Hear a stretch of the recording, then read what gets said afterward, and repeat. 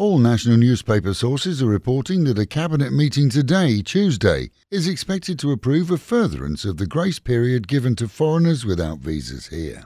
The official cut-off was last Saturday, but with predictions of an extension to the end of October and an option to extend further. We'll have an update on that as soon as it comes in with full approval. 22 new cases reported yesterday of the coronavirus, all in quarantine on arrival, and the bulk made up of Thai military who'd returned from exercises in the Sudan.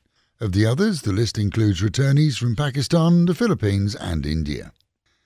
The Centre of COVID-19 Situation Administration on Monday approved the extension of the current emergency decree for another month from the end of this month. This to continue with the containment of the COVID-19 pandemic. That's been in effect since March. The Private Education Commission plans to ask school operators on Monday at a privately run Nonthaburi school to take legal action against staff who looked on as a teacher beat young children and didn't come to their aid. This as reports have been leaked that claim the teacher herself, who was caught on CCTV beating children, wasn't qualified as a teacher either. She's now been fired, but parents are up in arms as the children in question were very, very young. Netizens had previously shared video clips of the mistreatment of the kindergarten-aged children, and some parents have lodged police complaints. Meanwhile, at home and in Pattaya, many are complaining that what appeared to be a good deal has turned to manure. Businesses that had previously touted investments in property on a grand scale with the promise of amazing interest on investments are in many cases now well behind on returns to those investors, even those with guarantees in their contracts. With some pensioners having invested their savings in the too-good-to-be-true deals, the roll-on effect has been in some cases no income, seeing some describe their savings as now being in what they consider to be a Ponzi scheme. Lawyers have in many cases been consulted, and legal action against some so-called big names are afoot.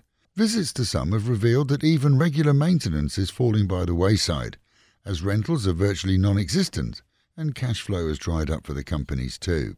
Investors with chanoots, which are title deeds, at least have something to fall back on. Those with investment contracts only, it appears, have no security at all against loss. Monday saw police intercept a vehicle carrying 5 people.